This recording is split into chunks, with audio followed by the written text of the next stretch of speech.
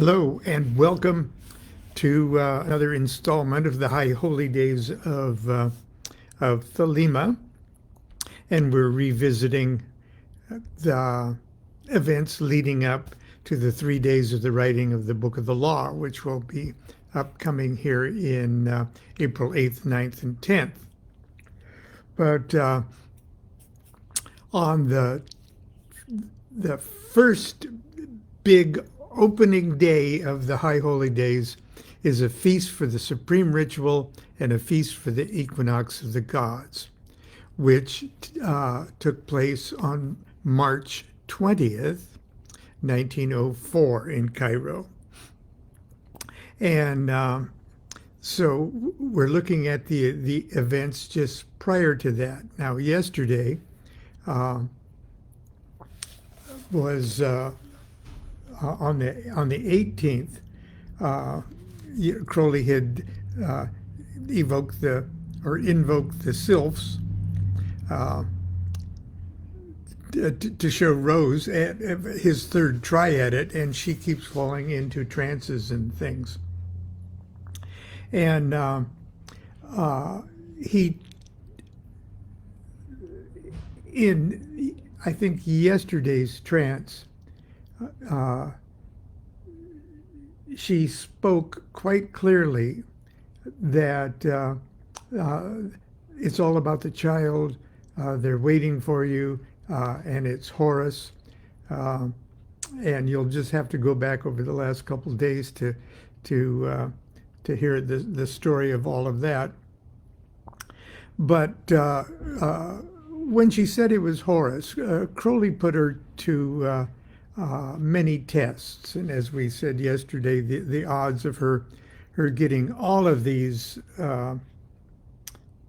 answers correct concerning the traditional attributes of Horus, that it just became absolutely astronomical, the odds of her getting it all right. Okay, and he took her to the Bullock Museum, okay, which was right near the sort of Airbnb that they were living at in Cairo, and she more or less marched right past all of the images of Horus that you would generally think of, basalt statues of hawks and things like that. But she found the Stele of revealing, okay? And she said, there he is, he's on that thing. Okay, it's that thing right there. And in the Equinox of the Gods, Crowley's describing all of the events, or at least his edited version of all of the events leading up to the reception of the Book of the Law. And what I didn't have time to do yesterday was to mention what he did have to say about the stele itself. And I've got a stele right here to point out the various things. So I'm going to share that with you today. Today, on the 19th, Crowley actually wrote out what was to be the supreme invocation of Horus ritual. And the first instructions that Rose said, it's got to be at noon today on the 19th. And you got to do it right in front of the window, the open window here at noon. And that window just opened right out into the streets, okay? And Crowley was supposed to be all robed up and stuff. And as audacious as Crowley was, you'd think he'd be a little inhibited, okay, to be doing all of this and loudly, strike the master. Well, people are just walking by on the street. So he said that the invocation wasn't a success. Okay, Eventually, Rose would, in her trance, would say, "Well, you can do it tonight at midnight, going into the, and you can do it indoors." And that was the one that worked, the one that would take place like midnight tonight. Okay, but before that, the discovery of the stele. And here's what Crowley has to say.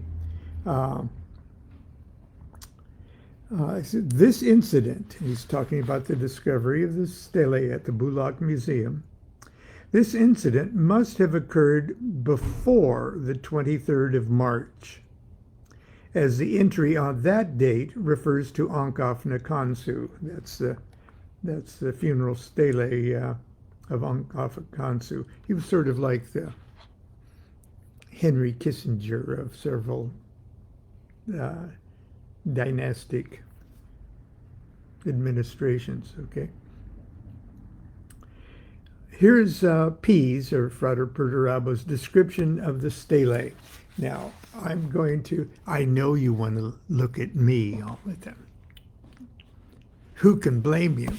But what I'm going to do here is turn our attention to the stele here.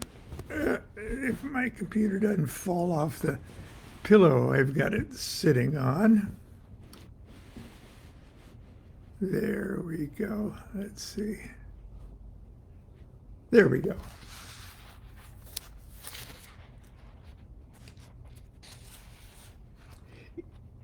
Quote, in the museum at Cairo, number 666, that was on the back, there's the exhibit number, is the stele of the priest Ankh-Afna Khonsu. Horus has a red disc with a green uraeus serpent.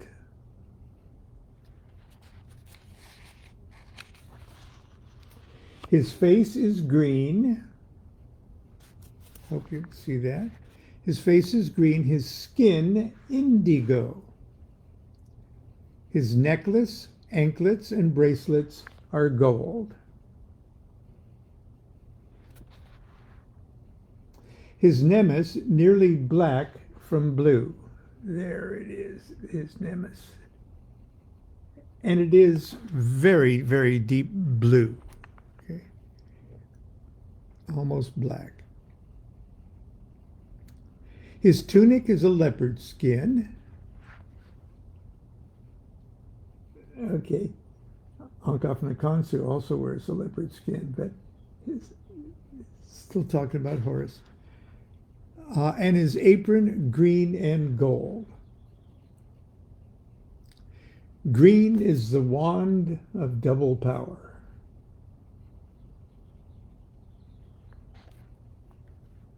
His right hand is empty.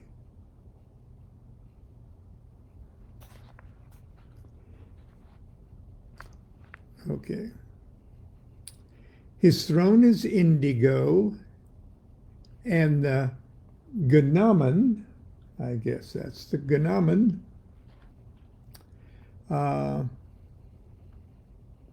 is red, right there.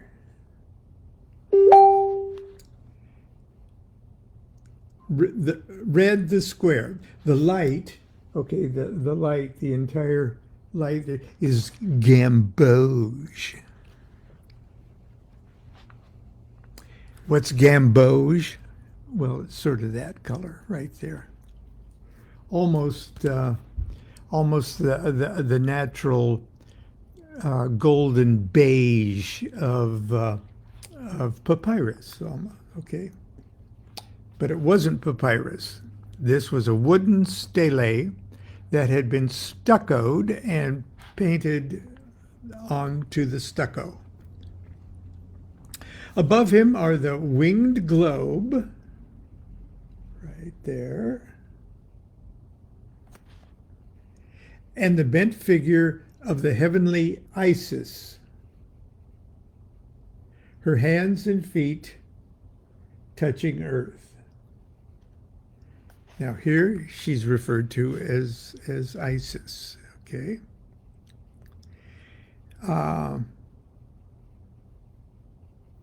And then he says in the book here I just showed you, we print the most recent translation of the steles by Monsieur Alain Gardnier Little and Batscon Gum.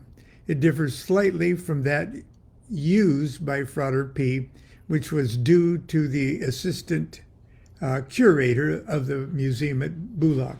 So Crowley was so interested in this that he had the stele translated, and then Crowley went ahead and translated it into French, and then Crowley paraphrased it into English. And those little verses that we find scattered around the Book of the Law are Crowley's paraphrase of the French translation of the stele. Okay, the topmost register under the winged disc, right up there. Bahutet, or Hadit, the great God, the Lord of heaven. Middle register, right here. 2 vertical lines to the left. Ra Harakiti, master of the gods. 5 vertical lines to the right. Osiris, priest of Montu, lord of Thebes, opener of the doors of Nut in Karnak. Ankh Nakansu, the justified.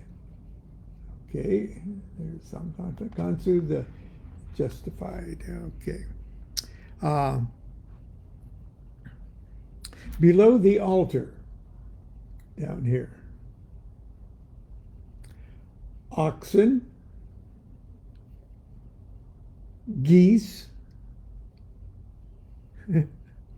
let's see, wine,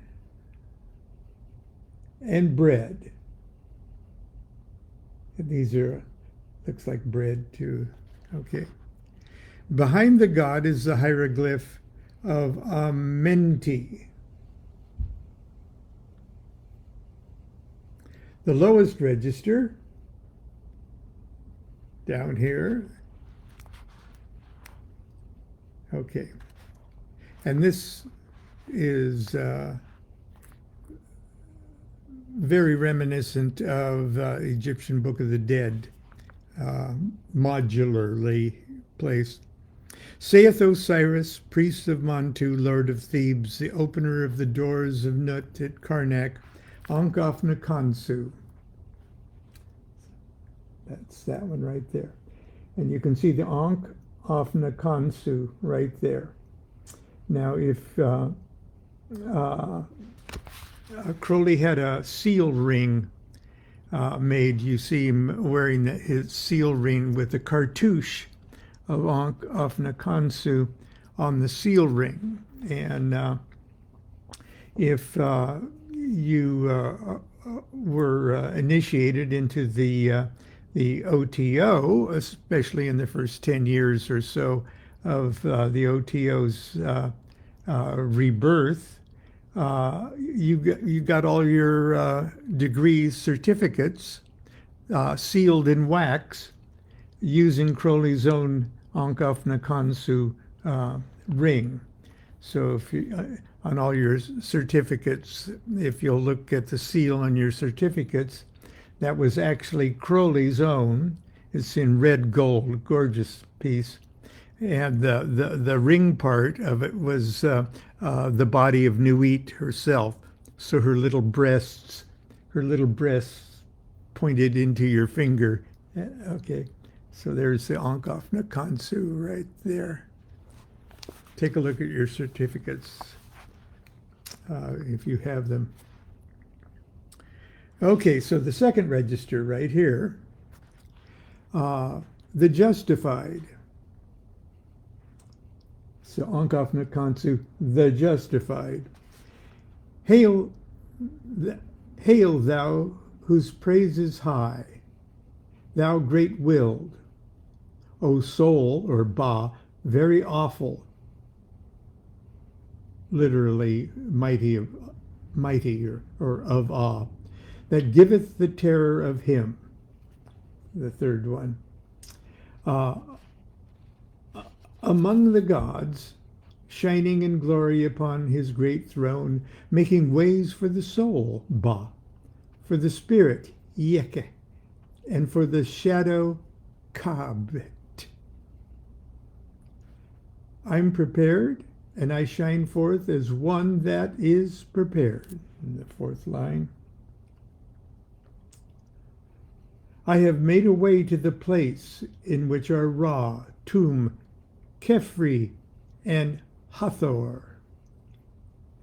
Osiris, priest of Mantu, lord of Thebes. And finally down here, you see the Ankh of Nakansu again, right here, Ankh. Okay. Ankh of Nakansu, the justified, son of MNB SNMT. Okay, it's the father's name. Okay, MNB SNMT. And that will probably be phoneticized as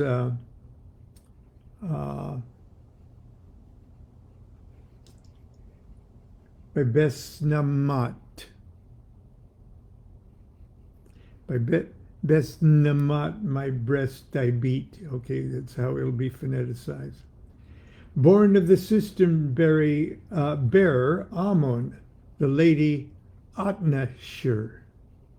Okay, and that will be phoneticized as in the book of the law, by Besnamat, my father, my breast I beat, by wise Tanik I weave my spell. And that is translated here as Atnitshir. Okay. And the reverse. Hang on for a second. I hope I don't just completely make the universe fall down.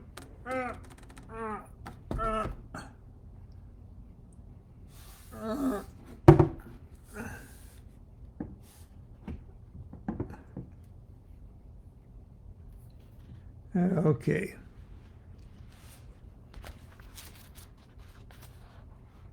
Reverse. 11 lines of writing. Top one. Saith Osiris, priest of Mantu, lord of Thebes, Ankh of Nakansu. There it is again. Let's see, right there. The justified. And this is pure Book of the Dead. Now I'm going to digress here for a second. These 11 panels right there is taken straight from the Egyptian Book of the Dead. Okay, it's a verse, a prayer, a spell, if you will, right out of the Egyptian Book of the Dead. Now it's the same spell, same hieroglyphs, everything else that are engraved upon the foot, a scarab. Okay, it's a beetle stone carved as a beetle. And on the foot of the beetle, it's got a flat area on the foot of the beetle. It'd be like a paperweight. Okay, you got a scarab paperweight there. And the flat part of the paperweight is this spell from the Egyptian Book of the Dead. Why is that kind of important? Because in a sense, this whole stele, if you would lay it flat like that, would be like the foot of a giant scarab. Okay? Why is it? In the funeral rites, in the mummification rites, they take all the organs out of your body, and the important ones they put in the equivalent of mason jars, canopic jars. but they replace, when they take the heart out of the mummy, the heart out of the mummy, they replace it with a scarab about the size of a human heart. And on the foot of that scarab, that replacement, eternal heart chakra of the deceased, is this spell. Now, most funeral steles are not printed front and back. They're just printed on the front. And the fact that this special magic spell was included on the back of this, at the time, obviously a homemade, Ankaf Nakansu made his own funeral stele. Okay, it's special. Now the whole stele was on display. Not so much. They had millions of steles. Okay, two reasons the museum thought this was special enough. Well, number one was that he was a known historical figure in Egyptian history. But secondly, it had hieroglyphs on the front and back, and that made it unique. So, well, excuse me, I digress. Let's see. Okay. 11 lines.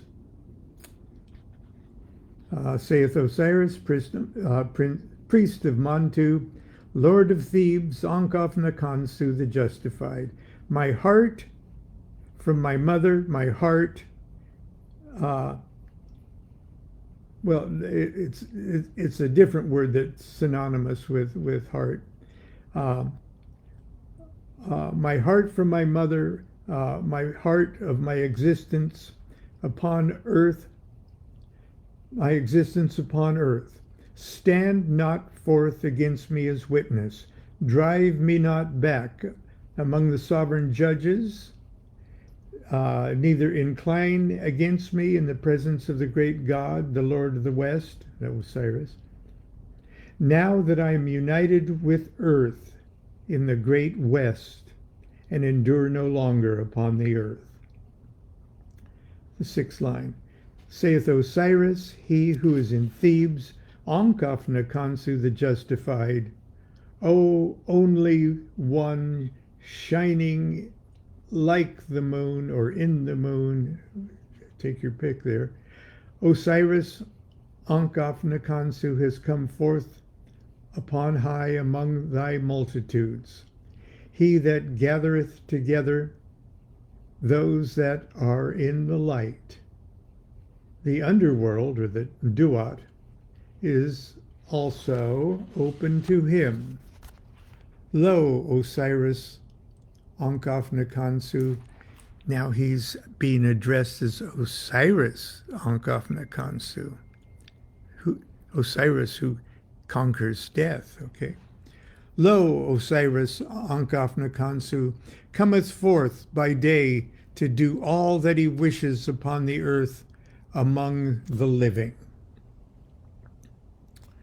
Okay, there is one other object to complete the secret wisdom, perhaps Thoth, or it is in the hieroglyphs. This last paragraph, we suppose, was dictated by W, he said.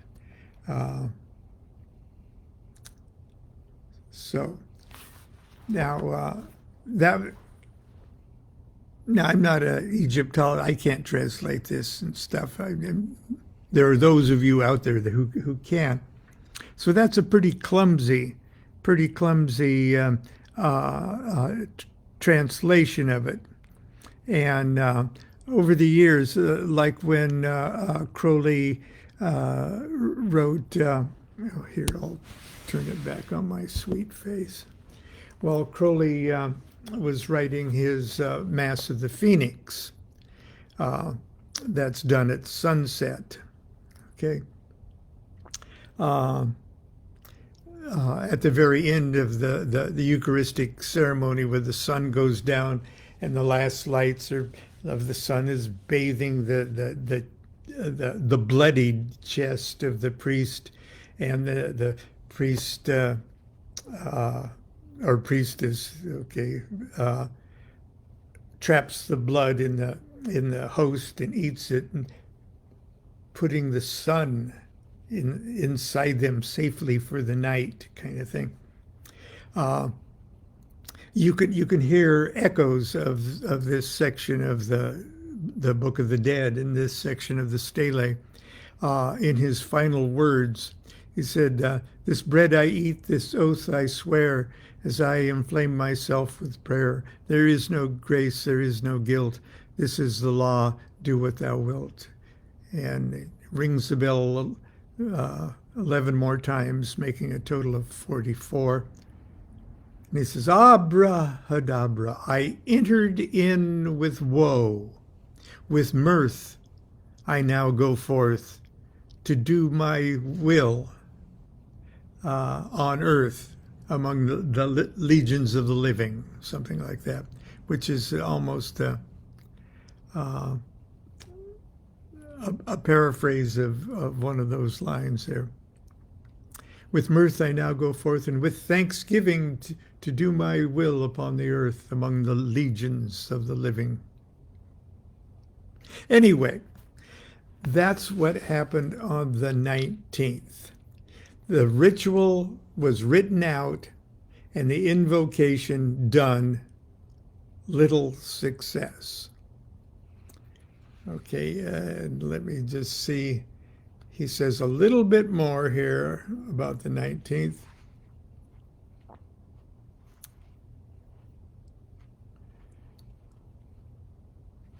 Okay, let's see here.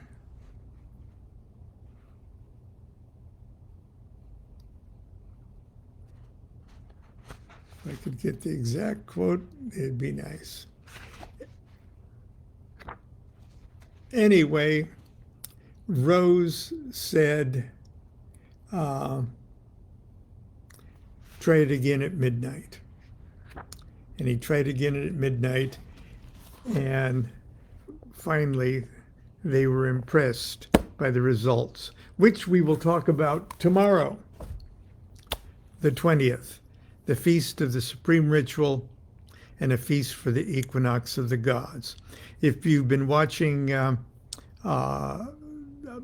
my daily shows, a couple of Tuesdays ago, well, maybe 6 or 7 Tuesdays ago, my good friend Taryn James and I were in the parking lot waiting for Constance to shop at Sprouts, and together we did the invocation of Horus. So you may want to tune back into that, or scroll down on Facebook for a few weeks, or go to YouTube, because all of my daily shows are on YouTube too. Just to look, Lon Milo DuQuette, invocation of Horus, you'll find it. But anyway, until tomorrow, continue to be good to yourself and be good to each other. Do what thou wilt shall be the whole of the law. Love is the law, love under will.